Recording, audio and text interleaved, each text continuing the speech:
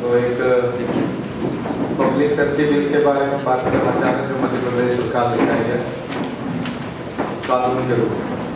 तो उसके उस पहलू की चर्चा करेंगे जो न्यूज़पेपर में देखने को नहीं मिलता। बात से अच्छा दिखाई देता है कि गुंडों के खिलाफ कार्रवाई होगी और गुंडों को छूट मिलेगी और महिला सुरक्षा बढ़ जाएगी। अच्छी चीज भी है, महिला सुरक्षा बढ़नी भी चाहिए और बिना कानून के भी बढ़नी चाहिए, क्योंकि जैसे कोई पिता होता है घर में, तो ऐसा कल से जो है जैसे सरकार ने कानून निकाला था कि बच्चों को अपने माता पिता का ख्याल रखना चाहिए और जो बच्चे माता पिता का ख्याल नहीं रखते उनको सजा होगी। मुझे लगता है सजा का विषय नहीं है, ये तो वैसे भी रखना चाहिए, नैतिक विषय है। ठीक वैसे ही यदि किसी कॉलेज के बाहर कोई गुंडे लफंडर बैठे हैं और गेट पे बैठे हैं, तो अभी अगर पुलिस वाले वहाँ डंडा मार करके मान लिया जाए भगा दें और आवारागर्दी को रोक दें, तो कौन रोकता है पुलिस वालों को? पुलिस वालों को गुंडे बदमाशों के खिलाफ कार्रवाई करने से रोक कौन रहा है? मुख्यमंत्री 13-14 साल बाद जो अगर ये बोलते हैं कि नहीं बहुत ज्यादा गुंडागर्दी बढ़ गई और मैं तुम्हें खुली छूट देता हूँ, तो इसका मतलब इतने दिन तक उनको प्रतिबंधित किसने कर रखा? सत्ता किसकी है? कौन प्रतिबंधित कर रहा है? खुली छूट अब दी जा रही है, इसका मतलब पहले नहीं थी, और पहले नहीं थी तो फिर इसका मतलब गुंडागर्दी हो रही है और ज्यादा हो रही है और बेटियां सुरक्षित नहीं है। इस चीज को मान लिया गया है कि नहीं है, तो यही तो सब लोग चिल्लाता है, मीडिया चिल्लाता है, दूसरे स्टेट वाले भी कहते हैं। तो ये जो विषय है कि जन सुरक्षा होनी चाहिए, लेकिन उसके जो प्रावधान है कुछ जो अपने पड़े वो थोड़े खतरनाक है।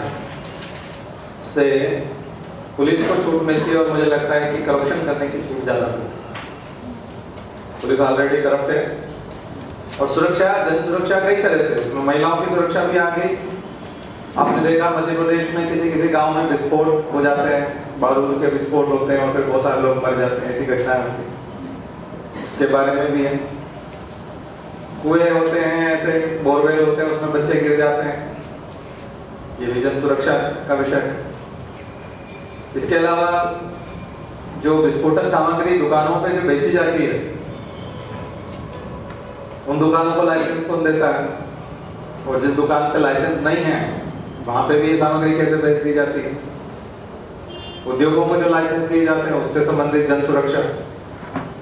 तो पब्लिक सेफ्टी एक बहुत बड़ा विषय है जिसमें केवल पुलिस वाला विषय नहीं है। तो उसके ऊपर कुछ बिंदु हैं, जैसे कि छोटे दुकानदारों को भी सीसीटीवी लगाना पड़ेगा। बहुत छोटे दुकानदार और गांव के परचून की दुकान लगाता है कोई, तो उसको सीसीटीवी लगाना पड़ेगा।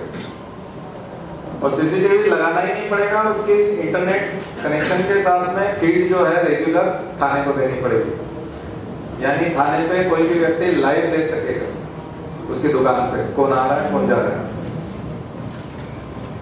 तो जो लाइव सेटअप लगाएंगे, इंटरनेट कनेक्शन 1000 रुपया महीना मिनिमम लगेगा, और यदि आप इस प्रकार के कैमरे लगाएंगे अलग अलग एंगल से तो 40-50 हज़ार रुपए तक का इंस्टॉलमेंट है, इंस्टॉल करने का खर्चा है।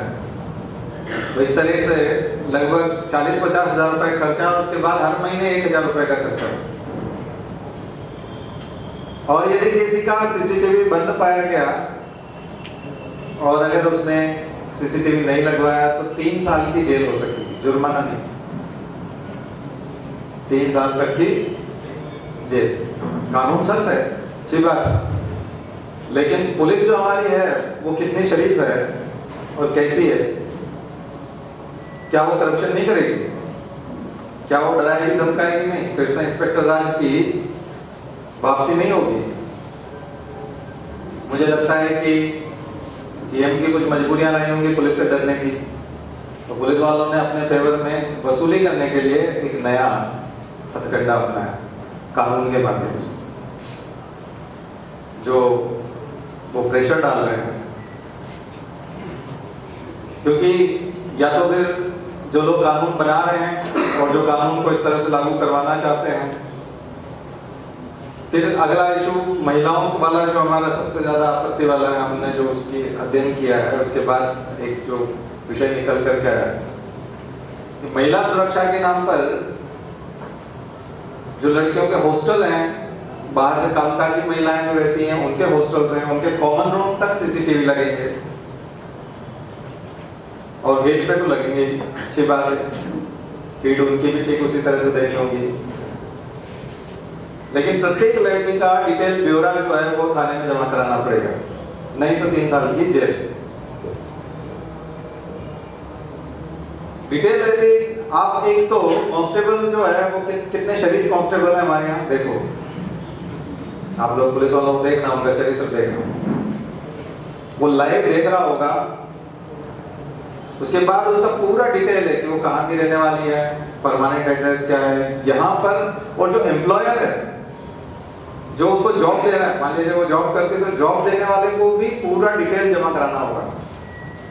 यहाँ तक कि ओला और उबर टैक्सी का जो यूज करेंगी लड़कियां तो उनको सारी डिटेल देना पड़ेगी ड्राइवर को, और वो ड्राइवर जो है फिर थाने में जमा कराएगा।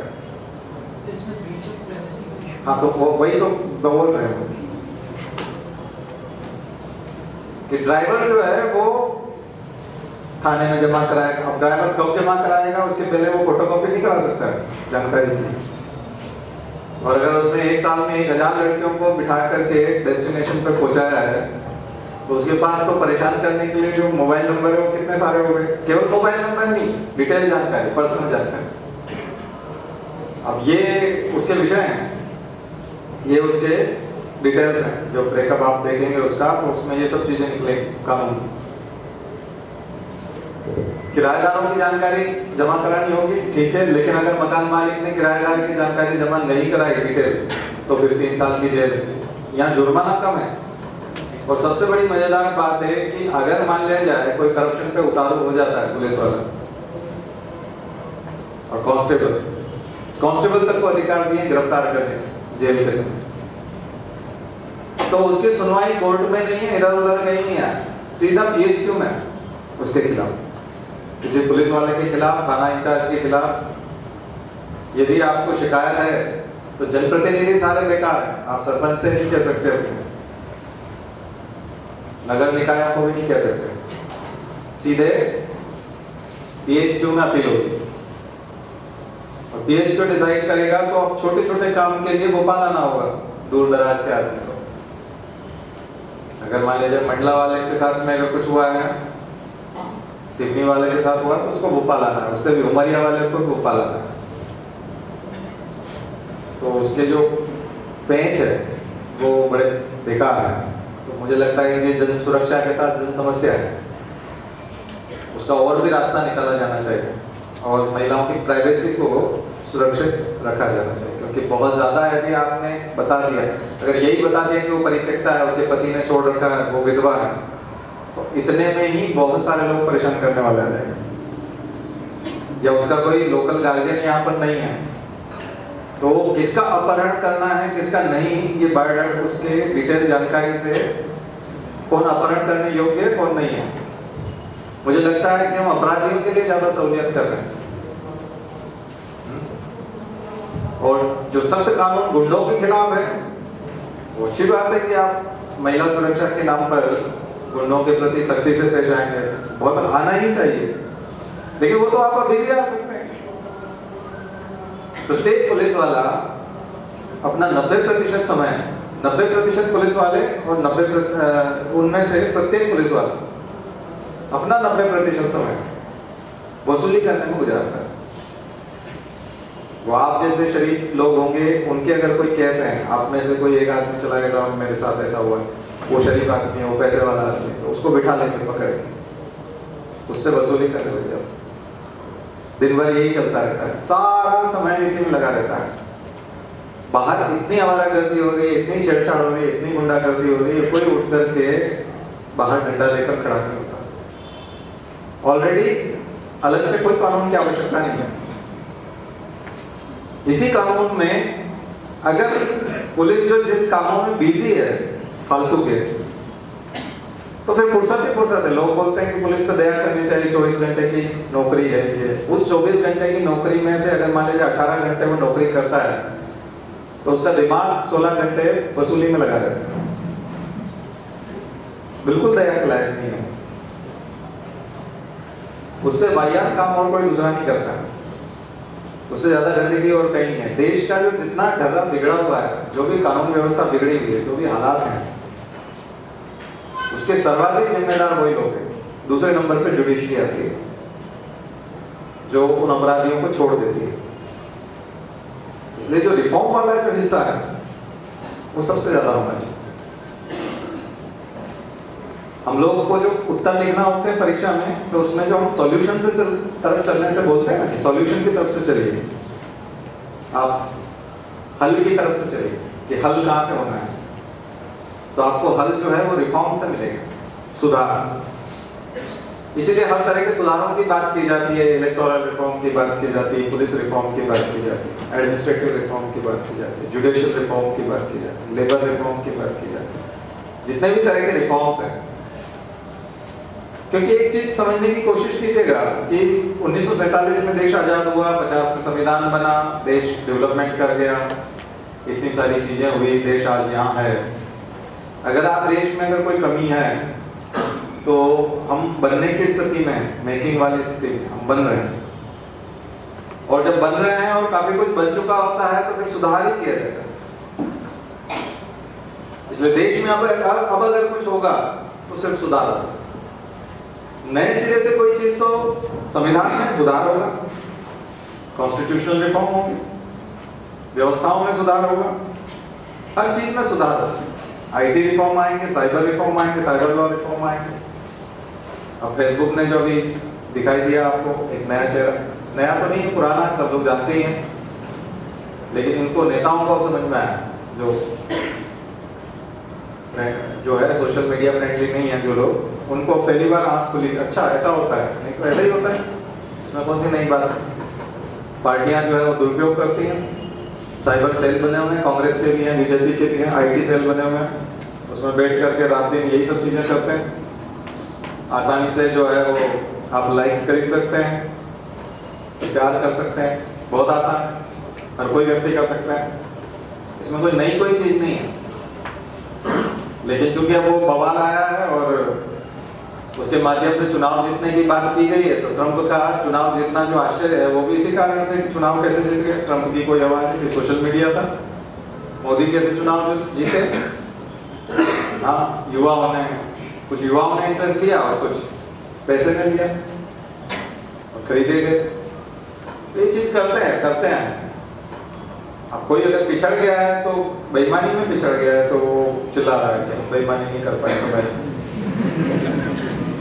तो वो एक अलग चीज, उसका रोना जो है वो अब कर लेगा, वो अब आगे हो जाएगा, बराबरी कर लेगा। तो ये जो चीजें जो है यहाँ पे तो रिफॉर्म की जरूरत, अब बंद नहीं कर सकते। सोशल मीडिया कोई अल्टरनेट निकल आएगा, फिर ये निगेटिव जाना होगा, ये सकारात्मक कदम नहीं है। बंद करना नकारात्मक कदम हो जाएगा। फिर आप क्या करेंगे? सकारात्मक कदम ये हो सकता है कि इसमें सुधार करेंगे। आप कहेंगे आप जुकरबर्ग को यहाँ खड़ा कर देंगे, ये कर देंगे, आप कुछ नहीं कर सकते। आप पाकिस्तान में तो आतंकवादी को पकड़ नहीं ला सकते, दाऊद इब्राहिम तो आपसे लाया नहीं जा रहा, जुकरबर्ग को यहाँ बंद कर देंगे आप, कैसे बंद कर देंगे? हाँ, उससे बड़े बड़े आतंकवादी हैं, उससे भी बड़े लोग जो प्रत्येक आते हैं बम फोड़ करके विचरण करते हैं आपके पड़ोस में, आप ला नहीं सकते। अमेरिका आपको आक्रमण, अमेरिका को लगा कि लादेन पाकिस्तान में है, हेलीकॉप्टर उन्होंने उतारा छत पे और ले गए उसको मार के, मारा भी है कि नहीं क्या पता क्या किया, लेकिन जो भी है वो ले गए, यहाँ से उठा ले गए।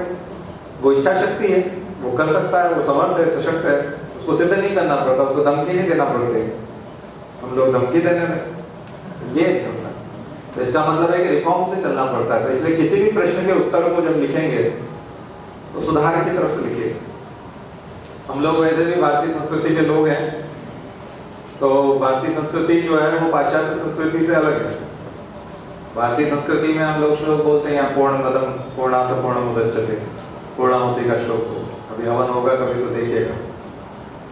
पूर्णता की तरफ से चलते हैं, सॉल्यूशन की तरफ से चलते हैं, परिणामों की तरफ से चलते हैं। वो लोग रिसर्च करते हैं, समस्याओं में गिरे रहते हैं, फिर बाद में जाकर के सॉल्यूशन तक पहुंचते हैं। तो हम लोग जो है, जैसे अब आप हिग्स बोसोन वाला जो केस देखो, लार्ज हैड्रॉन कोलाइडर वाला, उसमें वो प्रकृति की उत्पत्ति के लिए उल्टा चल रहे हैं, और पहले ब्रह्मांड की और फिर उसकी खोज करते करते करते करते इतने छोटे पार्टिकल तक जा रहे हैं कि जो उत्पत्ति का कारण था वो सबसे सूक्ष्म पार्टिकल था, और हमारे वेदों में उस पार्टिकल के बारे में पहले से बताया हुआ है। वेद पहले से बोलते हैं उस पार्टिकल के बारे में, अणु के बारे में, उसके श्लोक हैं पूरे पूरे अणु और परमाणु के, और उनको कितना तोड़ा जा सकता है और कितना छोटा हो सकता है। और वो प्रकृति की उत्पत्ति के लिए जो उपनिषदों में प्रश्न है कि इस पृथ्वी की उत्पत्ति कैसे हुई, तो उसका उत्तर देते देते वही उत्तर के लिए कितनी बड़ी लेबोरेटरी बनाई, देखिए आपने CERN की जो प्रयोगशाला है स्विट्जरलैंड की, वो महाप्रयोग करने जा रहे, कितने वैज्ञानिक और कितना खर्चा, और वो उन्होंने उस समय बताया। हमारी जो पद्धति है वो सॉल्यूशन वाली पद्धति है, तो उसी सॉल्यूशन वाली पद्धति की तरफ से यदि आप चलेंगे तो बहुत सरल हो जाएगा।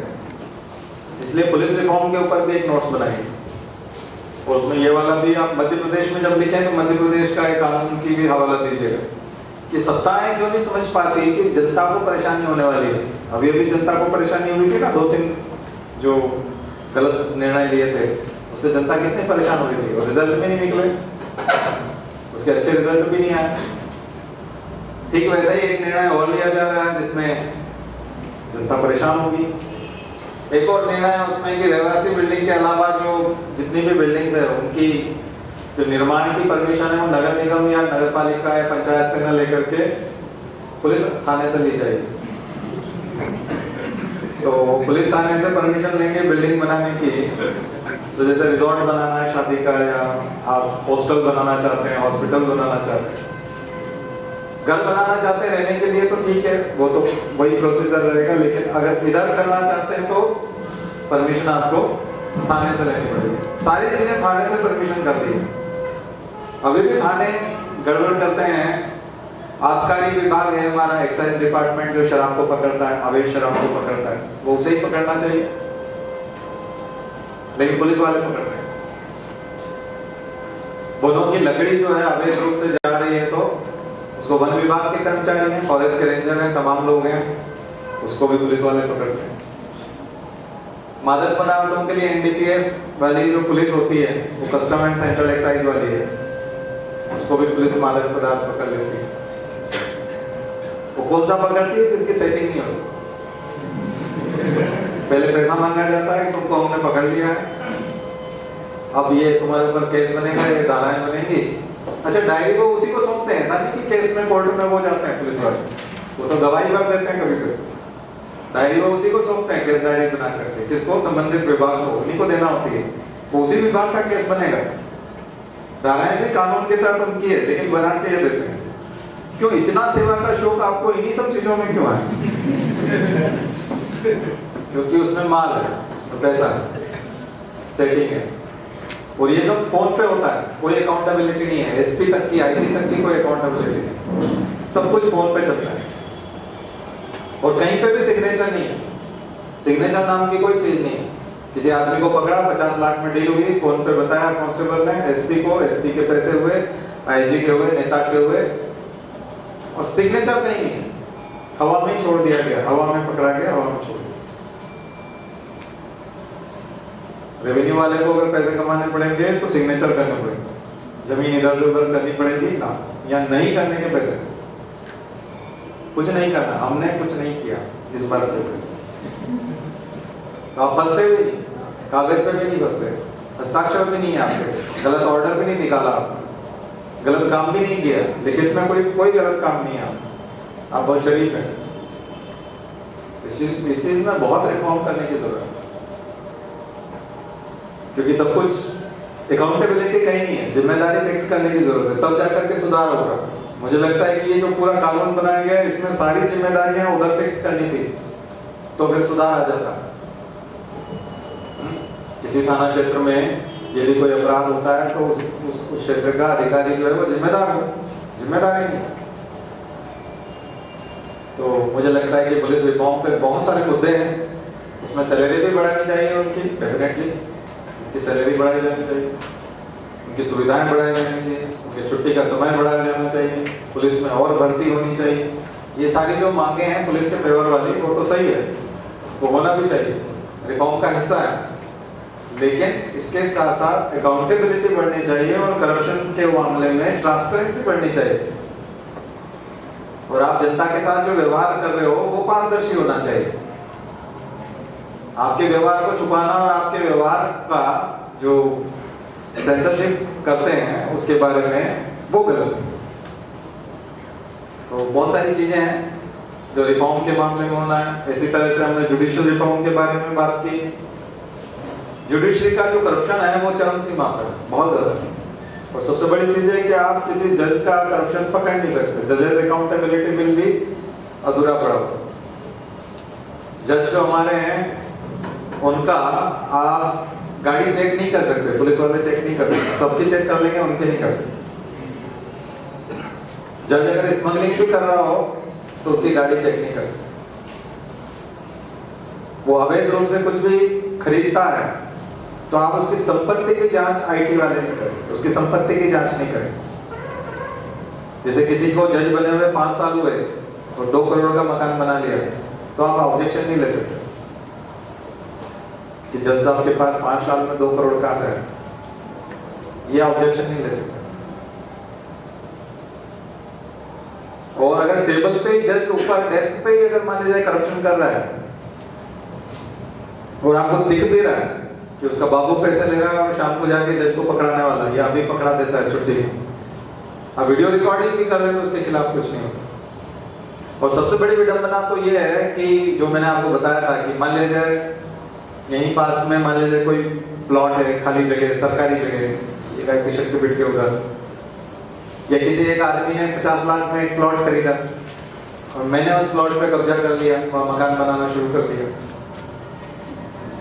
तो वो व्यक्ति यदि किसी कोर्ट में गया, पुलिस वाले ऐसे समय में उसकी सेवा नहीं करेंगे कि डंडा लेके चले जाएं और उसका कब्जा जो है हटा दें अपने पावर से, कागज देके, ऐसा काम वो नहीं करते। ऐसे समय में वो बोलते हैं कि ये सिविल मामला है, ये कोर्ट का मामला है, तो ये जमीन का मामला है, ये क्रिमिनल केस नहीं है, इसलिए ये कहाँ जाएगा, सीधा कोर्ट। आप कोर्ट में जाइए, अब वकील करना है उसको, और यहाँ वकील का मजा देखिए कि वकील 5000 रुपए में तैयार हो जाता है ऐसे मलाइदार केस के लिए।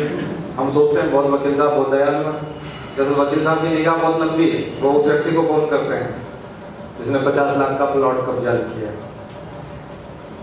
वही सेटिंग कराते हैं। वो बोलते हैं प्लॉट तुम्हारा हो जाएगा, उसको मालूम है इसका तो खुद का प्लॉट है, ये 5000 से ज्यादा फीस नहीं दे सकता है क्योंकि इसका तो प्लॉट ही चला गया। अब 5000 से अपने ही प्लॉट के लिए इससे ज्यादा फीस क्यों देगा? वो उससे बात करते हैं, उससे कहते हैं ये प्लॉट अगर तुमको चाहिए 10 लाख मुझे दे, मैं तुम्हारा करा देता हूँ, 5 लाख जज को देना पड़ेगा। जज ने 5 लाख में उसके नाम कर दिया, वो कहता है कि साक्ष्य नहीं है, इसका कब्जा दिख रहा है, ये कुछ भी कागजों को बिल्कुल ही नजरअंदाज कर दिया, जो उसके पास कागज थे मालिकाना हक के बिल्कुल नजरअंदाज भी कर दिया, तो भी केस जो है जो कब्जा कर रहा है वो जीत जाएगा और जो जेन्युइन आदमी है वो हार जाएगा। और ऐसे समय में यदि वो हाई कोर्ट जाता है और हाई कोर्ट में कोई जज की सेटिंग नहीं हो पाई क्योंकि वहां ज्यादा पैसे लगेंगे, और अगर हाई कोर्ट में सेटिंग नहीं हो पाई और फैसला पलट दिया गया कि नहीं ये तो वास्तविक मालिक तो वो है, निचली वाले कोर्ट ने गलत फैसला दिया, तो जिस जज ने 5 लाख रुपए देके फैसला लिया था उसके खिलाफ कोई कार्रवाई नहीं, जीरो। इसका मतलब है कि अकाउंटेबिलिटी कुछ भी, बस फैसला बदल जाएगा, ये हो जाएगा। तो ये कितनी बड़ी विडंबना है न्याय की। मान लिया जाए आपको सरासर गलत लगता है कि केस पूरा ही 360 डिग्री गलत है, पूरा का पूरा, कहीं से कहीं तक इस केस का फैसला ये होना ही नहीं था जो दिया गया है, और साफ साफ लगता है प्राइमा फेसी से कि ये गलत फैसला है, तो भी उस जज के खिलाफ कुछ नहीं होगा। ये हमारी न्याय व्यवस्था है वर्तमान की, जिसमें पर्याप्त सुधार की जरूरत है, भयंकर सुधार करना पड़ेगा। इसका कोई सॉल्यूशन नहीं है? इसका सॉल्यूशन सुधार है, सुधार करें, नहीं कर सकते, होता नहीं। उसी के सुधार का बिल तो पड़ा हुआ है संसद, जो पास नहीं हो रहा। उनकी नियुक्ति का कोई नहीं, आप जानते हैं 10 साल तक अगर किसी ने वकालत की हो तो वो सुप्रीम कोर्ट का न्यायाधीश हो सकता है, हाई कोर्ट का न्यायाधीश हो सकता है। अब चहेता होना चाहिए मुख्यमंत्री का और प्रधानमंत्री, उठा करके बन जाएगा। कॉलेजियम सिस्टम में भी इसीलिए तो ट्रांसपेरेंसी की बात की जा रही है, पारदर्शिता की बात की जा रही है। तो जिस न्यायपालिका के भरोसे हम बैठे हैं वो भी सत्ता की कठपुतली है, पुलिस भी सत्ता की कठपुतली है, और कितना करप्शन है इन दो क्षेत्रों में, और जिसके भरोसे हम सबकी जान माल है।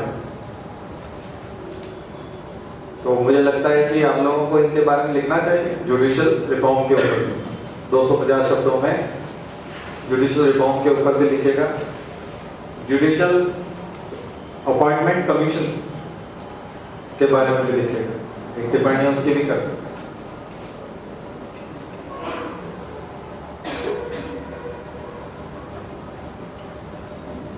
स्मगलिंग करते हुए पाए जाते हैं बहुत सारे जज, आपने देखा। वो तो फिर बहुत ही कोई व्यक्ति पीछे पड़ता है कि हमारा साथ जो है मोलेस्टेशन हुआ है या ऐसे कुछ केसेस हैं, या बहुत ही 200-400 करोड़ की संपत्ति पाई गई और खुद उसका साथी जज जो है वो जलता है और उसने फिर शिकायत की, वो जज ही आपस में लड़ते भिड़ते हैं तो उससे कुछ हो जाता है। थोड़ा बहुत मीडिया जो है वो इंटरेस्ट लेने लगता है तो मीडिया ट्रायल पहले से होने लगता है तो हो जाता है। और फिर अवमानना बहुत जल्दी होती है इनकी,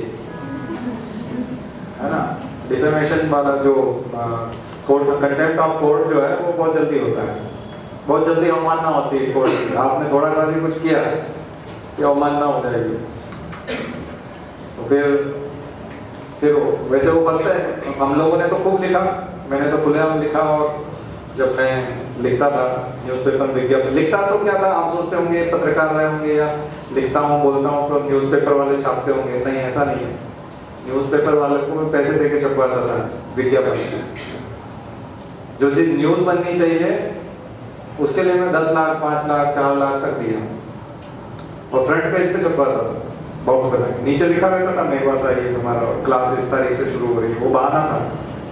ऊपर जो मैटर होता था वो सब इन चोरों बेईमानों के खिलाफ। तो वो उस आदमी को लालच था, अखबार वाले को, कि ये व्यक्ति जो है मुझे इस विज्ञापन के 25,000 रुपए देगा इस जगह पे छापने के, तो वो छाप देता था पैसे के चक्कर में। कई बार उसके हमारी लैंग्वेज ऐसी होती थी कि वो उसको हम स्किप कर जाते थे, वो नहीं समझ में आता था उसको, उसके समझने लायक नहीं छोड़ते थे, और वो द्विअर्थी हो जाती थी, और फिर बाद में जाकर के जनता को दूसरे के बहुत अच्छे से समझ में आते थे। वो करते थे, इस चक्कर में लिखते थे, और वो हुआ भी, सक्सेस हुआ बहुत। लेकिन एक भी जज के समझ में आने के बाद भी उसने समझा हुआ नहीं माना खुद को। क्यों? क्योंकि कंटेम्प्ट ऑफ कोर्ट करना पड़ेगा, पंगा लेना पड़ेगा, और हाईलाइट होगी चीजें। अभी भी मैं बोल रहा हूँ, यूट्यूब पे जाएगा, ठीक है। लेकिन कोई जज नहीं समझेगा। क्यों? क्योंकि अगर वो इस चीज को इंपॉर्टेंस देने लगा तो फिर सुधार करना पड़ेंगे, न्याय से। इसलिए इससे अवमानना नहीं होगी। मैं चाहता हूं अवमानना हो, अवमानना हो तो वो न्यूज़पेपर वाले को देना पड़ेगा। आपके बोला क्या तो ये बोला, फिर जनता को समझ में आएगा इसमें क्या गलत बोला, इसमें अवमानना की क्या बात। ये तो हो ही रहा है, क्या वाकई में ऐसा नहीं होता है? अवमानना कंटेम्प्ट ऑफ कोर्ट में साफ साफ लिखा हुआ है कि अगर कोई वास्तविकता में ऐसा हुआ है, जैसे आपने केजरीवाल वाला केस देखा, केजरीवाल को माफी क्यों मांगनी पड़ रही? क्योंकि वो अति उत्साह में थे, तो अति उत्साह में थे तो वो बोल गए, और उसके सबूत जो है वो नहीं जुटा पा रहे। जो बोला है उसके फेवर में सबूत देने पड़ेंगे, तो उस समय तो बोल गए, अब वो सबूत देने की स्थिति में नहीं। बाकी अवमानना के जो केस होते हैं उसमें यदि आपके पास सबूत है तो उसमें साफ साफ लिखा हुआ है कि यदि वाकई में कोई अपराधी है, वाकई में किसी ने कोई गलत काम किया है, और अगर आप सबको बता रहे हैं कि उसने गलत काम किया है, इससे अवमानना नहीं होगा। जैसे कोई रेपिस्ट है, उसको बोलते हैं कि इसको सरेआम फांसी देनी चाहिए, क्या जानवर है ये है, वो कहते हैं मेरी तो इंसल्ट हो रही है, मेरी अवमानना हो रही है। नहीं, ऐसा नहीं, उसकी अवमानना नहीं होती। अगर उस पर कंटेम्प्ट ऑफ कोर्ट में ये साफ साफ लिखा हुआ है कि अगर एक्चुअल चीज है तो फिर अवमानना नहीं होगी, वास्तविकता में अगर है तो फिर नहीं होगी। आप लोग भी समझिए, आज इसका भी है कि वो अवमानना का केस डिफेमेशन वाला वो लड़ रहे हैं और उसमें माफी मांगते जा रहे हैं, सबसे एक साथ मांग ली, वैराग्य आ रहा है। तो वो क्यों आ रहा है? वो क्योंकि उनके पास सबूत नहीं है और एक के बाद एक केस हारने की गुंजाइश ज्यादा है और फिर जेल जाना पड़ेगा, अंततः सजा होगी। तो डिफेमेशन लगाना भी चाहिए अगर आपको लगता है कि कोई गलती कर रहा है। प्रेस का रिफॉर्म होना चाहिए। एक और तीसरे नंबर पर जो सबसे खराब चीज है वो है प्रेस, हमारे पत्रकार। पहला पुलिस हुआ, पुलिस रिफॉर्म, दूसरा जुडिशियल रिफॉर्म और तीसरा है प्रेस। प्रेस के रिफॉर्म क्या होना चाहिए? एक तो प्रेस के लिए भी अकाउंटेबिलिटी बिल होना चाहिए, उसकी अभी कोई जिम्मेदारी नहीं है। मान लीजिए किसी ने किसी के खिलाफ कुछ छाप दिया, पब्लिश कर दिया और पब्लिश करने के बाद में किसी आदमी को इतना बुरा लगा कि उसने आत्महत्या कर ली या उसका मानसिक संतुलन बिगड़ गया क्योंकि उसके कचरे हो गए और बाद में जब जांच हुई और रिजल्ट आया तो वो व्यक्ति सच्चा पाया गया, उसकी कोई गलती नहीं थी, जबकि प्रेस ने बवाल मचा दिया था। तो ऐसे समय में प्रेस वाले के ऊपर कोई कार्रवाई नहीं होती। प्रेस को अभिव्यक्ति की स्वतंत्रता। ये जो 19 वाला जो एक्ट है, ये जो आर्टिकल है, इसका मुझे लगता है कि ये मिसयूज है। इसको प्रेस की स्वतंत्रता के अंतर्गत नहीं आना चाहिए। अगर प्रेस की स्वतंत्रता है तो फिर जवाबदारी भी होनी चाहिए, यानी आपने खोजबीन करके सबूत के साथ कोई चीज छापी, वो तो तुरंत छापते हैं सनसनीखेज खबर और ये, और चैनल वाले तो तुरंत दिखाते भी हैं ब्रेकिंग न्यूज के नाम पे। बाद में मान लेते हैं पूरा उलट गया मामला और बिल्कुल सही सही पाया गया तो कोरिजेंडर बहुत कम लोग छापते हैं, बहुत कम लोग क्षमा याचना करते हैं। जब 2G चला था और राजा और कणिमोड़ी और सब ये जब जेल गए थे तब तो 3 महीने तक यही सब न्यूज में चलता रहा था और जब पता चला कि 2G स्कैम हुआ ही नहीं और वो निर्दोष हैं और वो बरी हो गए तो 24 घंटे में न्यूज गायब हो गई। 24 घंटे तक चली, उसके लिए कितने दिन थे? 3 महीने। अब उनकी छवि बनाने के लिए 1 महीने चला देते वापस फिर से जो आपने खराब किए, वो नहीं चलाएंगे, उसको नहीं चलाएंगे। इसलिए कभी भी ध्यान रखिए, ये आपके ऊपर अभी तक ये मौका आया नहीं। आप अगर मान लीजिए कलेक्टर हैं कहीं और फिर आपके कचरे हो गए, अच्छा काम करने के बाद भी यदि किसी न्यूज़पेपर वाले ने, क्योंकि आपने उसको पैसे नहीं दिए, सारे न्यूज़पेपर वाले वसूली करते हैं, मैंने आपको पहले भी बताया।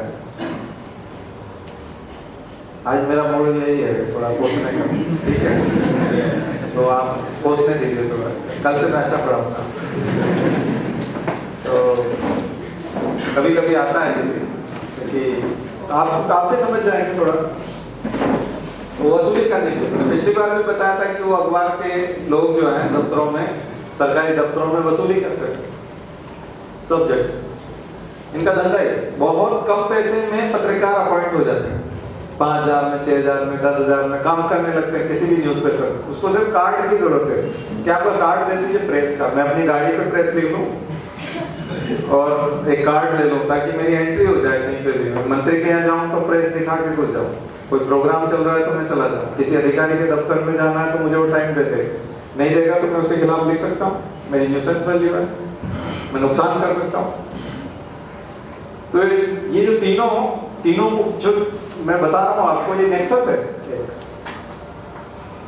ये पूरा एक नेक्सस है, जुडिशरी, पुलिस और पत्रकार, तीनों का एक नेटवर्क है और तीनों ही इस आधार पर अपना इंपॉर्टेंस चाहते हैं, सेवा, जबकि इनका उद्देश्य सेवा है, लेकिन सेवा नहीं है, कि हम आपका कितना कुछ बिगाड़ सकते हैं। अब ये डर किसको होगा बिगाड़ पाने का? जो माफिया है, डॉन है, वो तो नहीं डरेगा।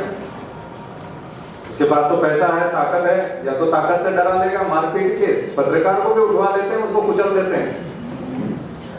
हमने ऐसे माफिया डॉन देखे हैं जो अपनी गाड़ी के नीचे पत्रकार को कुचल देते हैं। कोई वकील अगर उठ खड़ा हुआ है कि हम तुम्हारे खिलाफ केस लड़ेंगे, तो उसको 2 आदमी पकड़ते हैं और उसको गिरा देते हैं, फिर वो आदमी उसके ऊपर से गाड़ी निकाल देते हैं। अच्छा, तुम हमारे खिलाफ केस लड़ोगे, हमारे खिलाफ लिखोगे, कुचल देते। उनसे तो वो पंगा नहीं लेते, उनके यहाँ तो हाजिरी बजाने जाते हैं। और जो पैसे वाले लोग हैं, बहुत ज्यादा उद्योगपति किस्म के लोग हैं, वो अगर उल्टे सीधे काम करते हैं तो पैसे दे देते हैं। फिर किसके खिलाफ दिखता है वो नौकरी पेशा लोगों के, खास करके पीएससी और आईएएस से जो निकलते हैं ना, इससे सिविल सर्विसेज, इनके सबसे ज्यादा पीछे पड़ा रहता है। क्योंकि ये कमाई तो कर ही लेते हैं थोड़ी बहुत, और कमाई कर लेते हैं तो लूप होल्स भी होते हैं। अब आप आरटीओ में चले जाइए, आरटीओ ऑफिसर बन जाएंगे आप, तो आरटीओ में तो पूरा पूरा आपने देखा है क्या होता है, दलाल घूम रहे होते हैं बाहर दलाल देखे आपने सारे, जो लाइसेंस बनाने के लिए 200-250 रुपए लगने चाहिए, वो 1000 रुपए में बनाते हैं। पर आपको कोई दिक्कत नहीं आने देते, गाड़ी चला के नहीं दिखानी पड़ती, कुछ नहीं करना पड़ता, घर पे भी दे जाएंगे। लेकिन 700-800 रुपए बीच का चाहिए, उसका एक हिस्सा जो है वो आरटीओ के अधिकारी को मिलेगा।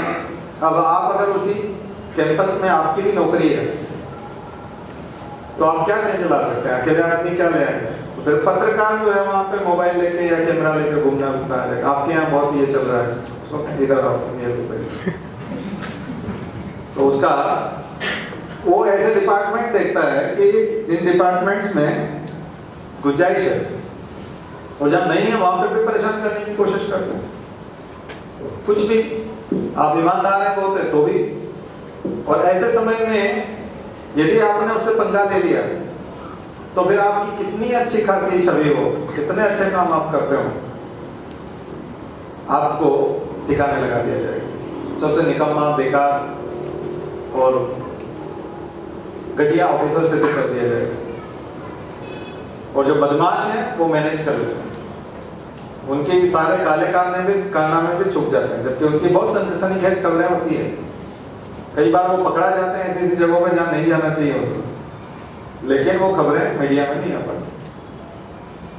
मैनेज होता है, मीडिया पूरा पूरा मैनेज किया जाता है। इसीलिए तो पेड न्यूज, अगर कोई अखबार वाला बोलता है नो पेड न्यूज, तो क्यों लिख रहे हो? इसका मतलब होती है ना, वो खुद ही सबूत दे रहे हैं, ये सब चीजें होती है। पेड न्यूज, तो प्रेस रिफॉर्म में क्या होगा कि पेड न्यूज के खिलाफ काम होना चाहिए, और वसूली उनकी कैसे रोकी जाए उसके ऊपर पत्रकारों का रजिस्ट्रेशन होना चाहिए, और जो मान्य पत्रकार हैं उनकी योग्यता के लिए या उसके लिए उन्होंने वाकई में पत्रकारिता विश्वविद्यालय से इससे कोई डिग्री ली हो, मिनिमम योग्यता हो, क्योंकि वो समाज को जागरूक करने का काम करते हैं, शिक्षा देने का काम करते हैं। लोग बोलते हैं कि अखबार में आया, हमने पढ़ा था, दावे के साथ कहते हैं, तो अखबार में आया था तो अखबार में दिया किसने था, उसकी भी तो योग्यता होनी चाहिए। तो बहुत कम योग्यता वाले पत्रकार हैं जिनको नॉलेज नहीं है, जिनको शब्दार्थ नहीं पता, मीनिंग नहीं पता चीजों, वो लोग। और अधिकांश तो अपराधी किस्म के हैं, और जिनकी पढ़ाई लिखाई छूट गई थी और जो जेल जा चुके हैं और जिनकी हालत खराब है मानसिक रूप से, वो पत्रकार है। तो वो शिक्षा का प्रसार कर रहे हैं, समाज जागरण का प्रसार कर रहे हैं, वो समाज को जगाएंगे।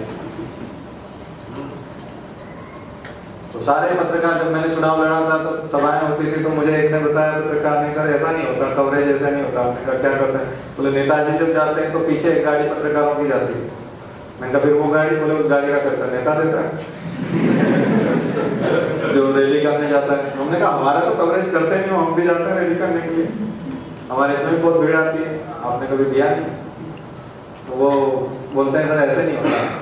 मैं बताता हूँ। मैं कैसे होगा? बोले एक गाड़ी करो, सारे पत्रकारों को फोन करो, सुबह 9 बजे आ जाना, फिर दिन भर उनके खाने पीने की व्यवस्था रखो।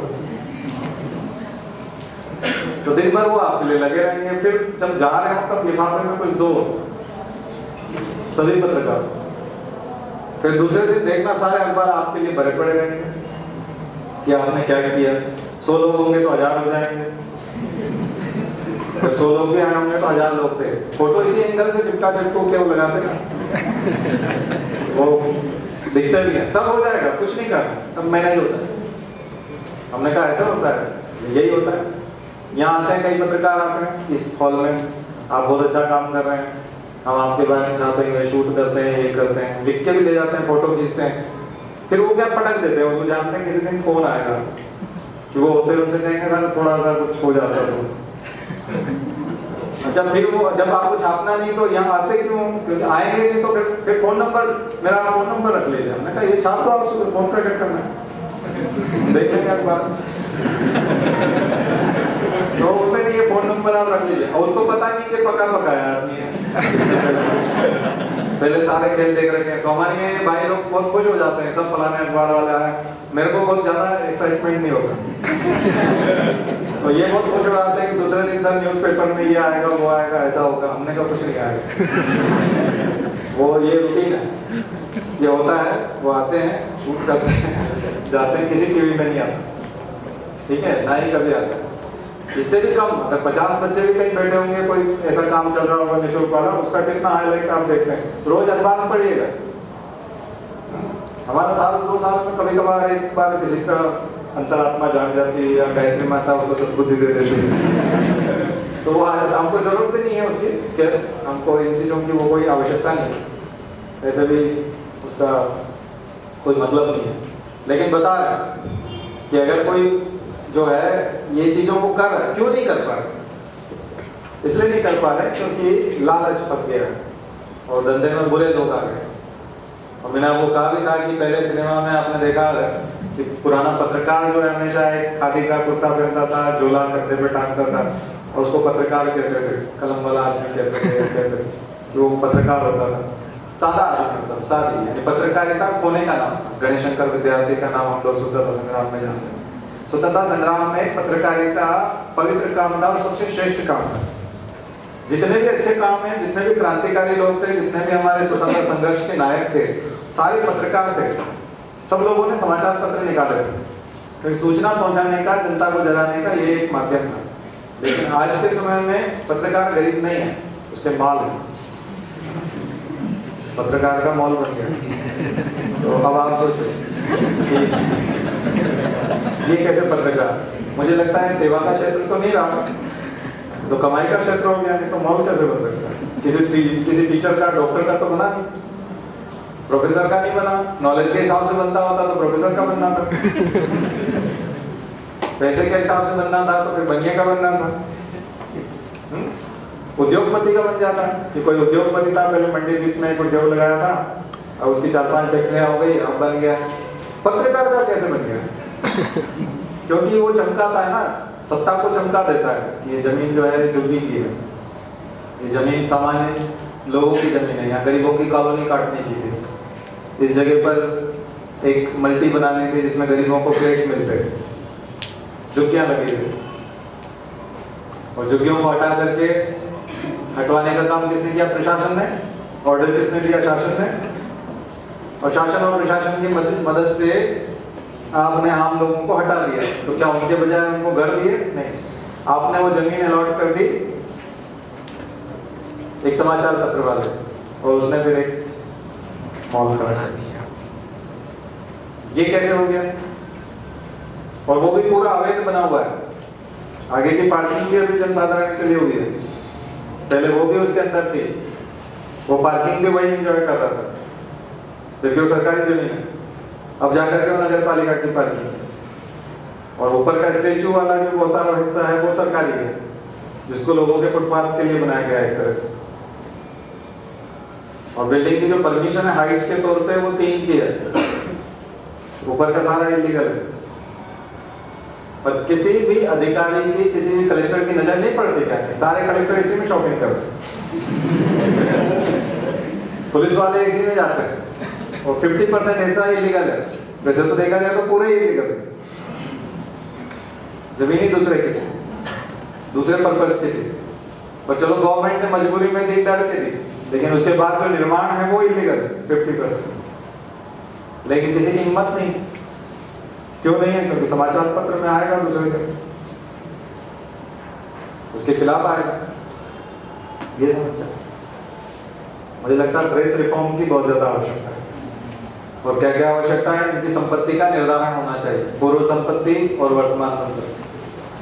समाचार पत्र चलाने वाला सोर्स पता होना चाहिए, संपत्ति का सोर्स कहां से है। जैसे डिक्लेरेशन आपको करना पड़ेगा, जब आप जॉब में जाएंगे तो आपको डिक्लेरेशन करना पड़ेगा,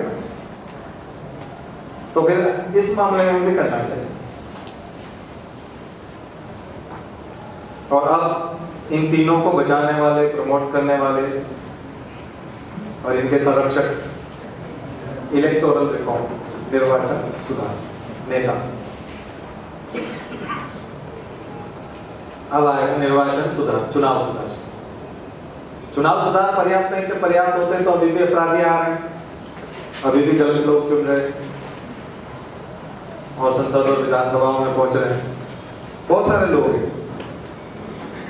एक बहुत ज्यादा डिमांड आम जनता में से उठती रहती है कि जब एक चपरासी के लिए भी योग्यता होती है न्यूनतम, तो फिर संसद में पहुंचने वाले और विधानसभा में पहुंचने वाले की योग्यता क्यों नहीं होनी चाहिए? मिनिमम क्वालिफिकेशन ग्रेजुएशन आप रखते हैं ना, कई जगह ग्रेजुएशन रख देते हैं, मिनिमम क्वालिफिकेशन, लेकिन वहां के लिए 5वीं तक नहीं रखा हुआ कोई भी व्यक्ति। ज्ञानी जैल सिंह के बारे में कहा जाता था कि वो राष्ट्रपति थे और 5वीं पास। मुझे एकदम ऑथेंटिक पता नहीं, मैंने ऐसे ही सुना है, पता करना विकिपीडिया कि उनकी योग्यता क्या है। राष्ट्रपति के लिए कोई योग्यता नहीं है, प्रधानमंत्री के लिए कोई योग्यता नहीं है, मुख्यमंत्री, मंत्री और विधायक, सांसद किसी भी निर्वाचन में। जबकि राजस्थान में सरपंच के लिए जो है योग्यता रख दी है मिनिमम, तो सारे पढ़े लिखे लोगों का नंबर लग गया। ठीक है, नए नए लड़के लड़की सरपंच बन गए। गांव के सरपंच अधिकांश युवा हैं, पढ़े लिखे। बुजुर्ग क्यों नहीं? क्योंकि वहाँ लिटरेसी कम है। थोड़े बहुत पढ़े लिखे हैं साक्षरता के हिसाब से, लेकिन जो उन्होंने 12वीं या 10वीं क्या की है, 12वीं 10वीं, वो योग्यता कर। हमने मध्य प्रदेश में नहीं किया। वो अगर इस प्रकार का इलेक्टोरल रिफॉर्म होता है तो राइट टू रिकॉल भी किया जा सकता है, थोड़ा खर्चा बढ़ेगा, लेकिन मुझे लगता है लोकतंत्र उत्सव है, बार बार चुनाव होने से घबराना नहीं चाहिए। स्विट्जरलैंड में तो डायरेक्ट डेमोक्रेसी है। कई देशों में तो ये नियम बनाया गया है कि जब भी कोई कानून बने आप बार बार जनता से पूछो। अब आपने आधार नंबर से जोड़ दिया है मोबाइल नंबर को, तो उसी को वोटिंग मशीन बनाओ, SMS करवाओ, बार बार जनमत संग्रह कराया जा सकता है। एक व्यक्ति को 10 दिन का समय दें, 5 दिन का समय दें, उसमें एक नंबर से एक ही SMS स्वीकार किया जाएगा। आसानी से आप कोई भी बिल आप लेके आने वाले हैं, उससे पहले आप प्रचार कर दें कि ये बिल हम ला रहे हैं, कितने लोग फेवर में, कितने अगेंस्ट में, आप काउंट कर लीजिए। ये सब नो रखिए, सांसद से पूछने की आवश्यकता नहीं। यही डायरेक्ट डेमोक्रेसी है, प्रत्यक्ष प्रजातंत्र कहा जाता है इसे। तो जब इलेक्ट्रॉनिक मीडिया हमारा इतना स्ट्रॉन्ग हो जाए, तो मुझे लगता है कि इलेक्टोरल रिफॉर्म में प्रत्यक्ष निर्वाचन या प्रत्यक्ष प्रजातंत्र की व्यवस्था लाई जा सकती है। और अगर हमको लगता है कि नहीं, बहुत सारी मात्रा में लोग अभी इलिटरेट हैं और वो निर्णय लेने में सक्षम नहीं है, तो जनप्रतिनिधियों की मिनिमम योग्यता निर्धारित की जाती है। ये इलेक्टोरल रिफॉर्म में नोटा का जो बनाया गया है, आपने देखा एक बटन और बना दिया नोटा का, लेकिन यदि नोटा के वोट ज्यादा पड़ जाते हैं, मैंने 4 कैंडिडेट है और 5वां नोटा है, और नोटा के पास जो है ज्यादा वोट है चारों से, तो फिर से इलेक्शन होना चाहिए। अभी ये प्रावधान नहीं है। कैंसर भी करती है, परसों ही कैंसर किया है, उसमें जज ने बोला क्या मतलब अगर 50 नोटा में ज्यादा भी वोट है तब भी ऐसा कुछ नहीं होगा, मतलब चुनाव कैंसिल नहीं होगा। हाँ वही ना, वही तो हम आपसे बोल रहे हैं कि क्यों नहीं होगा। अगर लोगों को उम्मीदवार ही पसंद नहीं है तो फिर क्यों नहीं होगा। एक रियल डेमोक्रेसी हमारे पास नहीं है। क्यों नहीं है? क्योंकि हमारे ऊपर उम्मीदवार पार्टियों द्वारा थोपे जाते हैं। जनता ही उम्मीदवार तय करे कि हमारे अंदर से ये व्यक्ति चुनाव लड़ने लायक है। यानी टिकट मिलने से पहले कम से कम 10% वोटर बोलते हो या 5% वोटर भी बोलते हो। जैसे आप जानते हो कि विधायक का चुनाव लड़ने के लिए जब जाते हैं तो उसको समर्थकों की आवश्यकता पड़ती है, कुछ समर्थक ले जाने पर, प्रस्तावक और समर्थक। ठीक ऐसे ही प्रस्तावक समर्थक जो है वो टिकट मिलने से पहले भी होने चाहिए, क्योंकि एक बार टिकट मिल गया दो पार्टियों में से किसी एक पार्टी का किसी को एक को, तो हमको उन दो उम्मीदवार में से चुनना होता है। तो ये भी एक थोपा हुआ प्रजातंत्र है, ये रियल डेमोक्रेसी नहीं, वास्तविक प्रजातंत्र नहीं। इसमें पार्टी हाईकमान ही तय करता है तो डिक्टेटरशिप हो गई। ये तो फिर से राजतंत्र जैसा हो गया। अगर आप पार्टी हाईकमान है तो फिर आप राजतंत्र के प्रमुख व्यक्ति हैं, क्योंकि आप ही तय करेंगे कि कौन चुनाव लड़ेगा और कौन चुनाव नहीं लड़ेगा। तो फिर तो तय कहां से हुआ, जनता से कैसे हुआ, प्रजातंत्र कैसा है? ये सूडो डेमोक्रेसी, झूठा प्रजातंत्र। तो एक तो इलेक्टोरल रिफॉर्म में वास्तविक प्रजातंत्र को स्थापित करने के लिए क्या क्या किया जा सकता है, और गलत लोगों को वहां तक पहुंचने से बचाने के लिए क्या क्या किया जा सकता है कि गलत लोग वहां तक ना पहुंचे। दूसरा, चुनाव प्रक्रिया की ट्रांसपेरेंसी। अब एक तरफ हमको गोपनीयता भी बरकरार रखनी है और ट्रांसपेरेंसी भी लानी है। थोड़ा सा कठिन काम, विरोधाभास है। वोट की गोपनीयता भी होनी चाहिए, इसलिए वीवीपैट का जो स्लिप है उसको दिया नहीं जा रहा, और अगर मान लीजिए दिया जाए, दिखाया जाए, और अगर दिया जाएगा तो बाहर कोई भी उसकी मुट्ठी में से छीन करके निकाल लेगा किसको वोट देके आया है, बताओ। और अगर उससे छीन लिया, या सीधा आदमी, भोला आदमी है, गरीब आदमी, तो उसकी हत्या तक हो सकती है। संवेदनशील क्षेत्र होते हैं। तुमने मुझे वोट क्यों नहीं दिया? बाहर खड़ के व्यक्ति झूठ बोल देता है, मैंने हाँ तुम्ही को दिया, उसको सामने वाला जो पीटने आता उसको बोल देता मैंने तुमको दिया। या फिर प्रलोभन में एक दिन पहले शराब पी है या कंबल लिया है तो उसकी वसूली भी तो होगी दूसरे दिन, वो भी होगा, वोट कहां से दिया।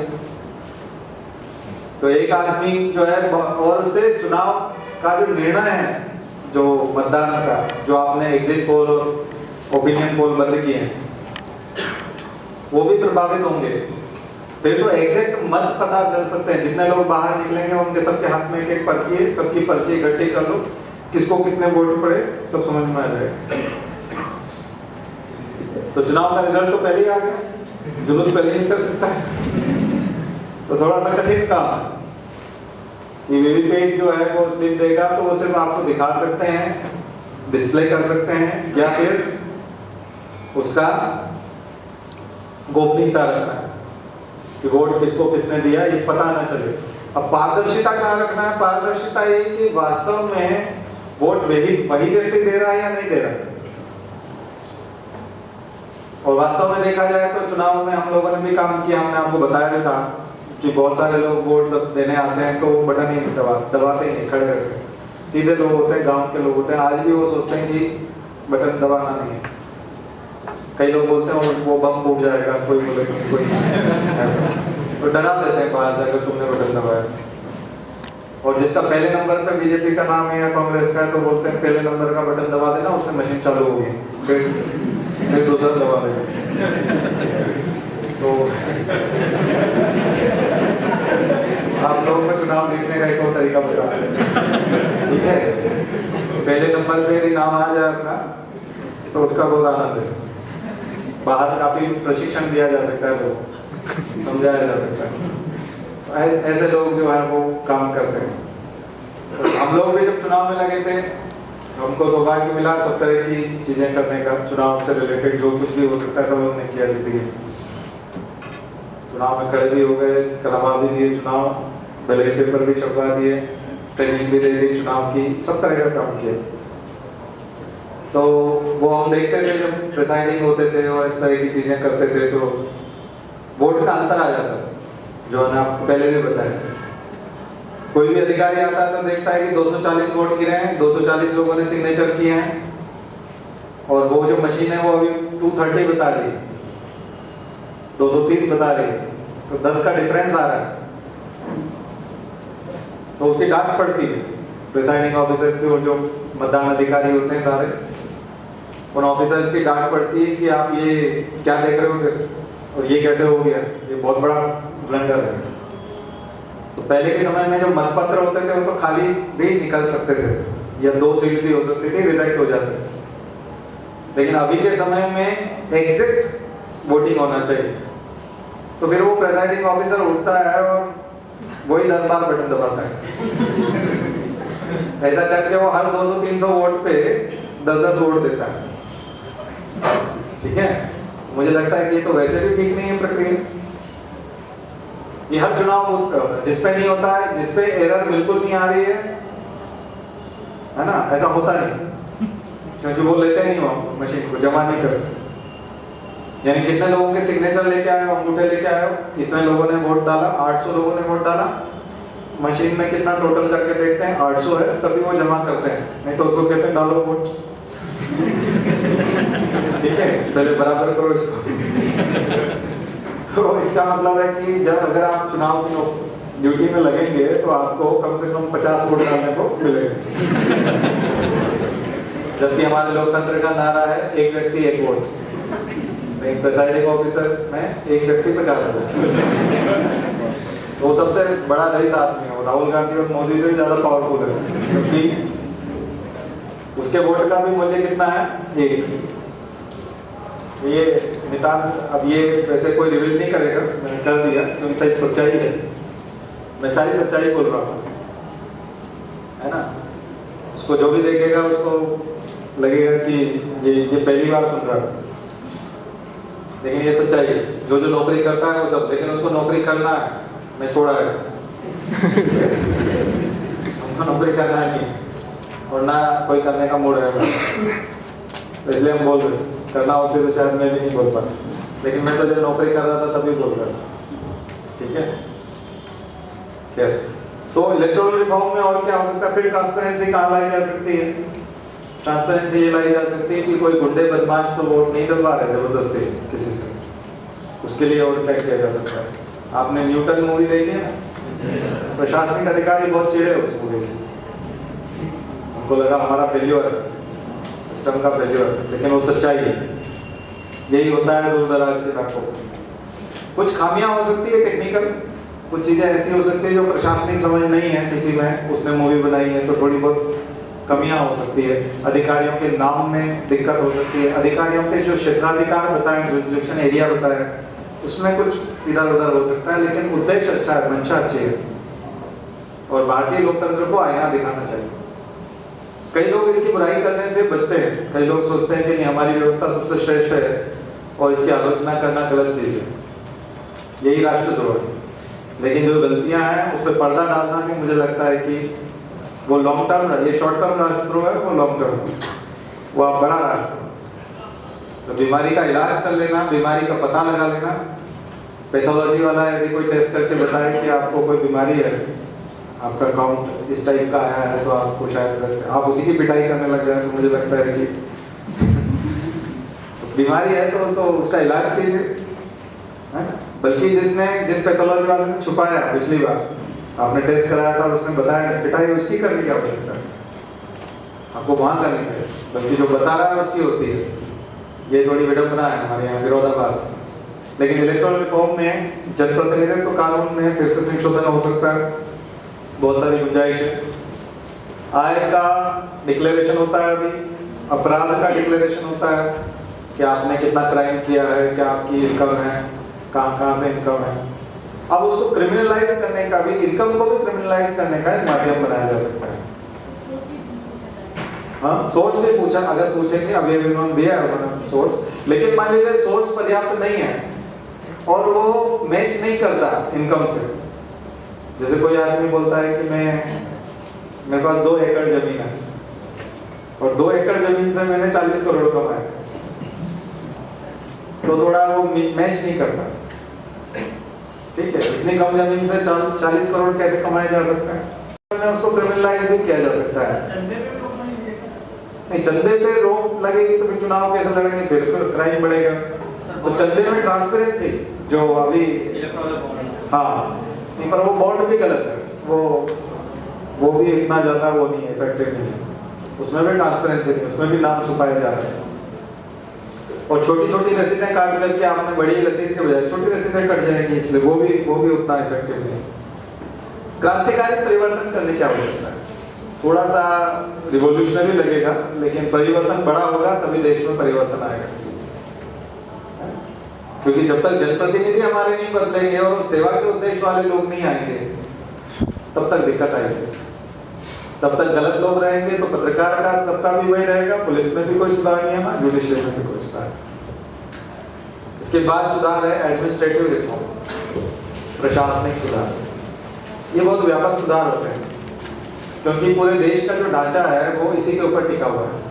और आपने देखा कि हुए भी हैं, प्रशासनिक सुधार आयोग, एडमिनिस्ट्रेटिव रिफॉर्म कमीशन बने, लेकिन ये बहुत मोटे मोटे सुधार हैं।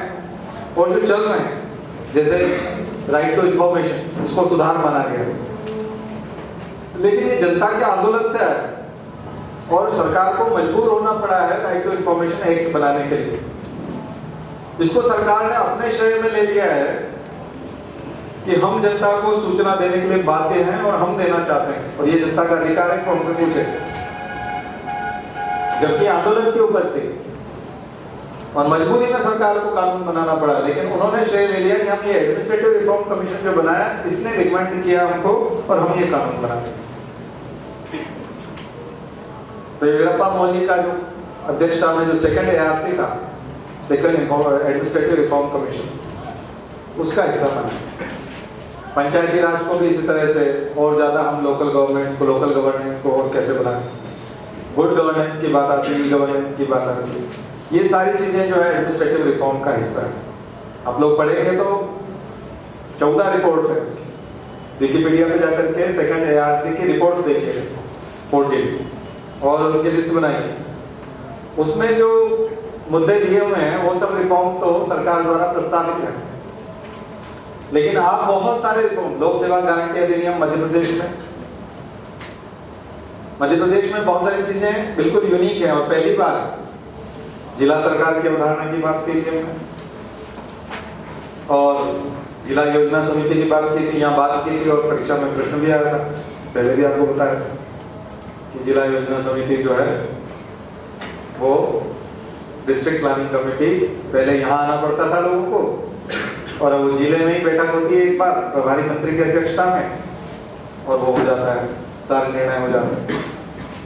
तो इस प्रकार के बहुत ज्यादा रिफॉर्म जो है वो ये किए जाने चाहिए कि अब जो RTI में बहुत सारे लूप होल्स हैं कि लोग अभी भी शिकायत करते हैं कि हमने RTI लगाया था लेकिन वहां से सूचना नहीं मिली, इसमें बहुत ज्यादा सुधार किया जा सकता है।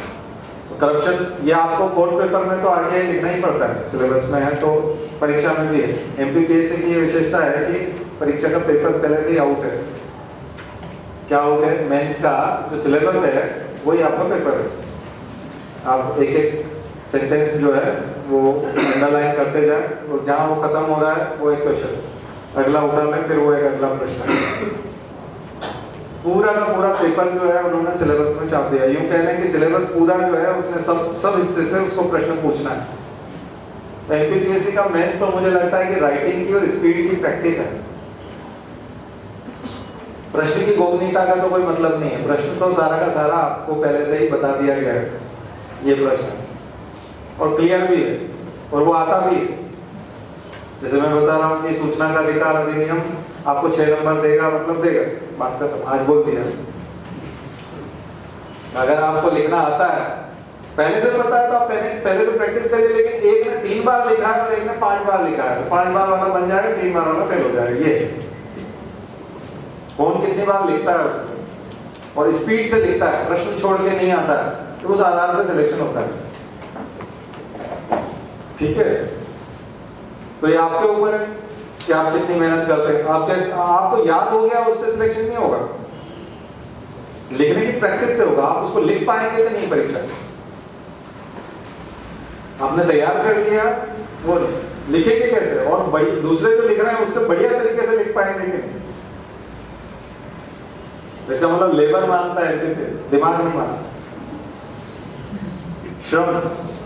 श्रम का खेल है, दिमाग का खेल है, ध्यान रखिए।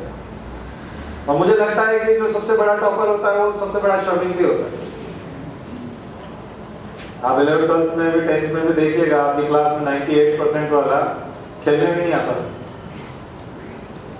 वो लगा रहता था, रात दिन पढ़ता था। आप 5 घंटे पढ़ते थे, वो 15 घंटे पढ़ता था। इसलिए आपके 70% है, उसके 90%।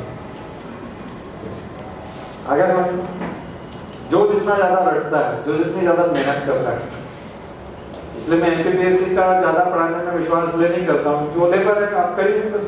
हम क्या कर सकते हैं कोचिंग, आपकी तरफ से हमको करना होता तो हम 15 घंटे लिख लेते हैं। अब आपका मन करता नहीं है 5 घंटे से ज्यादा लिखने का, तो आपसे नहीं होगा। और जो 10-12 घंटे लिख लेगा उसका हो जाएगा। हम क्या कर सकते हैं, हमारा कोई क्रेडिट, कोई हमको कभी क्रेडिट मत देना, एमपीपीएससी में देना ही मत, वो उसी को जाना चाहिए जो आदमी ने प्रैक्टिस की है। उसने सारा सब कुछ उधर मस्ती छोड़ करके, मोबाइल छोड़ करके, बाहर मूवी जाने का मन कर रहा था वो भी छोड़ के लिखने में बैठा रहा है ना, प्रैक्टिस कर ली उसने। और परीक्षा में भी 3 घंटे में उसने पूरा जम के लिखा, बस वो उसी की भाषा है और कुछ नहीं।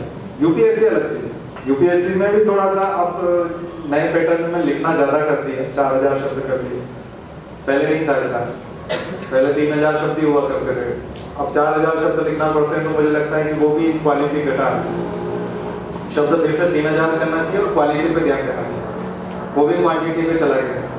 पर वहाँ ये मान के चलते हैं सब लोग यूपीएससी मेंस में कि 3-3 प्रश्न सबके छूटे हैं, 3-3 4-4 प्रश्न तो सभी छोड़ के आते हैं, यही मान के चलते हैं। और हो भी जाता है, वहाँ स्कोर कम जाता है। लेकिन एमपीपीएससी में 3-3 4-4 प्रश्न सब छोड़ेंगे तो दिक्कत आ जाएगी। ऐसा नहीं कि उनका सिलेक्शन नहीं होता है, 1-1 2-2 छोड़ के आते हैं, उनका भी होता है सिलेक्शन वो भी हो जाता है, बन जाता है। लेकिन जो लोग यहाँ इस उम्मीद से आए हैं कि कुछ लिखने का गाइडेंस मिलेगा, तो वो यही है कि लिखिए, ज्यादा से ज्यादा लिखिए, हाथ को आदत डालने दीजिए। पहले क्या है कि मोबाइल से नहीं थे तो हम लोग कम से कम मोबाइल नंबर तो लिख लेते थे, लैंडलाइन नंबर लिख लेते थे हाथ से, तो दिन भर में एक बार कलम जरूर पकड़ता था और कुछ ना कुछ लिखता था, नाम लिखता था, ये मुकेश के नंबर है, मुकेश लिखता, आगे नंबर लिखता, तो कुछ तो कलम चलती। अब तो कई दिन हो जाते हैं, हम जैसे लोगों को तो बहुत समय हो जाता है लिखे हुए, क्योंकि हम सब नोट्स बनाते रहते हैं कंप्यूटर पे, ये सब करते रहते हैं, फिर पढ़ाते रहते हैं, यहाँ पे माइक पर पढ़ा देते हैं, बोर्ड पे लिखने काम नहीं पड़ता। तो बहुत बहुत मुश्किल हो गया लिखना आज के जमाने में। और अगर किसी का मन नहीं कर रहा और उससे लिखवाना हो तो लेटर लिखवाने का क्रम भी खत्म हो गया आजकल। तो हम लोग जब से टाइप करने लगे ना मोबाइल में और कंप्यूटर पे, जब से टाइप करने लगे लिखने का प्रैक्टिस कम हो गया। तो अभी जो जितनी ज्यादा लिखने की प्रैक्टिस करेगा वो जीत जाएगा।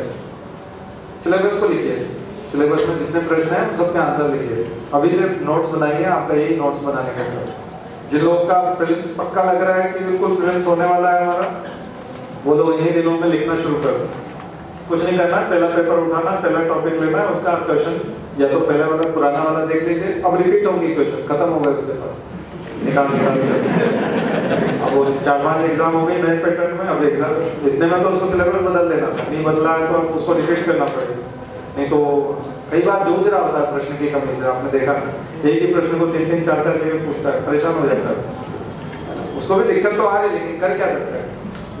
घर में जब एक ही सब्जी बनी हो तो अगर मेहमान बैठे हो तो वही परोसना पड़ती ना बार बार जाकर, और क्या कर सकते, कहाँ से लाएंगे, वैरायटी होती नहीं उसके पास में नहीं, तो उसका फायदा उठाइए, उसकी मजबूरी का फायदा उठाइए। एग्जाम में एमपीपीएससी वाले ने, है ना, अभी तो सभी लोग हंस रहे हैं उनके ऊपर। चलिए, तो सबसे बड़ा रिफॉर्म जो है परीक्षाओं में सुधार, एडमिनिस्ट्रेटिव रिफॉर्म में परीक्षाओं में सुधार, सिविल सेवा परीक्षाओं में सुधार। क्या क्या सुधार होना चाहिए? दोनों तरह की चीजें ध्यान में रखना चाहिए। यदि आप उम्र कम कर देते हैं तो उसके क्या नुकसान है, और उम्र ज्यादा रखते हैं तो क्या नुकसान। ज्यादा रखने से बहुत सारी चीजें नुकसान होती है कि एक तो वो दुनिया को जिस तरह से समझ जाता है तो ऐसा माना जाता है कि ज्यादा उम्र वाले लोग करप्शन ज्यादा करते हैं, है ना, तो करप्शन बढ़ता है, ऐसी मान्यता है। दूसरा बोझ पड़ता है, आर्थिक बोझ पड़ता है, तैयारी का आर्थिक बोझ पड़ता है। और दूसरा यंग ऑफिसर होते हैं, उनको सीखने का मौका मिलता है, ज्यादा सीख पाते हैं, ज्यादा लंबा करियर होता है। तो एक पका पकाया सीखा सिखाया आदमी ज़्यादा समय तक सरकार को उपलब्ध रहता है।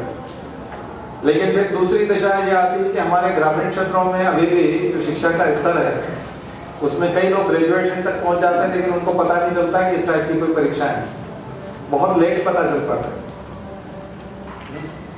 हम लोगों को भी हमारे साथ के जो बैच के लोग हैं जब 12th में थे तो डॉक्टर बनने के लिए हमको यूं तो बताया गया, लेकिन हमारे कुछ दोस्तों को ये बताया गया कि डॉक्टर बनने के लिए मेडिकल की दुकान पे काम करना पड़ता, मतलब ऐसी मान्यताएं थी। और हमारे मेरे खुद के जो टीचर रहे उसमें से एक टीचर को पता था पीएमटी के बारे में, बाकी जो हमारे बाकी के जो लेक्चरर थे स्कूल में जब हम 12th में थे वो पीएमटी के बारे में नहीं जानते थे, उनको पता ही नहीं, केवल एक शिक्षक को पता था बस। यानी कम से कम 15 शिक्षक होंगे, उसमें से एक शिक्षक को पता कि पीएमटी की परीक्षा होती है और उससे जो है मेडिकल में जाते हैं। तो दूर दराज के ग्रामीण इलाकों में बहुत दिक्कत है, बहुत ज़्यादा दिक्कत है। इसलिए कई लोग जो इसके पक्षधर होते हैं कि नहीं उम्र को बहुत कम कर देना चाहिए, वो ये नजरअंदाज कर रहे हैं कि फिर हम लोग इंडिया में से चुनेंगे, भारत में से नहीं चुन पाएंगे। और अधिकारी जब हम इंडिया में से चुनेंगे तो वो ऐसे लोग होंगे जिन्होंने दुर्दशा देखी नहीं है। बहुत सारे लोग हैं जिन्होंने गाँव की दुर्दशा नहीं देखी, गाँव के हालात नहीं देखे, वो समझते नहीं है। और जब उनके अंदर वो संवेदनाएं और समझ नहीं होगी तो क्या वो सुधार कर पाएंगे, क्या उस तरह से वो प्रशासन कर पाएंगे। ढेरों लोग, हमने एक एसपी को देखा था, तो वो एसपी जो थे वो आईएएस के लड़के थे और कॉन्वेंट स्कूल में पढ़े हुए थे, और कभी बड़े शहर से छोटे गांव में कभी गए नहीं। और जब वो बन के आए तो वो जो घटना थी मेरे दिमाग में पहुंच जाती है। एक मजदूर था जो वार्षिक मजदूरी पर रहता था, 1 साल में एक बार या 2 साल में एक बार उसको मजदूरी मिलती थी, बंधुआ मजदूरी।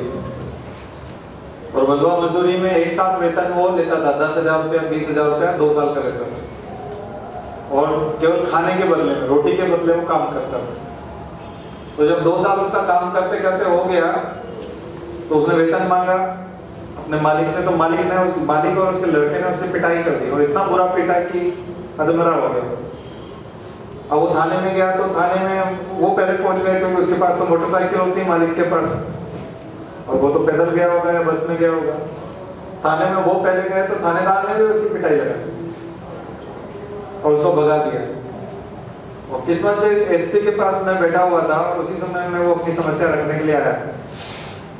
तो उसने जब अपनी प्रॉब्लम एसपी को बताई तो एसपी ने उसको डांट के भगा दिया। तो फिर मैंने एसपी से कहा, मैंने कहा ये रियल प्रॉब्लम है। बोला ऐसा हो ही नहीं सकता कोई आदमी 2 साल मजदूरी करे और पैसे ही नहीं मांगे। तो ये एसपी की समझ थी कि ये इस युग में अभी 21वीं सदी में ऐसा नहीं हो सकता कि एक आदमी में इतनी समझ नहीं है, जबकि ये प्रथा है कि बाद में पैसे मांगा जाता है, एक साथ पैसा लिया जाता है। फिर उनको जब हमने बताया तो उसको वापस बुलाया और फिर उसको न्याय मिला, और सामने वाले जो दोनों लोग थे वो गिरफ्तार हुए। उनमें मारपीट का प्रकरण भी बना और धोखाधड़ी का भी बना, और हो सकता है बंधुआ मजदूरी का भी बना। तो ये जो चीजें, ऐसा नहीं कि वो न्याय नहीं करना चाहता, कई बार अज्ञानता में भी आप न्याय नहीं कर पाते। आपकी चाहे इच्छा हो या ना हो, आपकी इच्छा है कि आप न्याय करना चाहते हैं, लेकिन उसके बावजूद भी आप न्याय नहीं कर सकते क्योंकि आपको पता ही नहीं है, आप जानते नहीं कि समस्या क्या है। उसके लिए भी संवेदनशीलता और उसकी आवश्यकता है। तो मुझे लगता है कि जो जुडिशियल एडमिनिस्ट्रेटिव रिफॉर्म है उसमें परीक्षाओं में उम्र का, और बल्कि मुझे लगता है कि रूरल एरिया से जो लोग आए हैं उनका कुछ एडवांटेज भी उसमें होना चाहिए, जो अभी तक नहीं है। क्योंकि वहां से उठ करके इस परीक्षा में कंपटीशन के लिए आना ही बहुत बड़ी बात है। वहां ना तो प्रतियोगिता पत्रिकाएं होती है, ना कोई सुविधाएं हैं।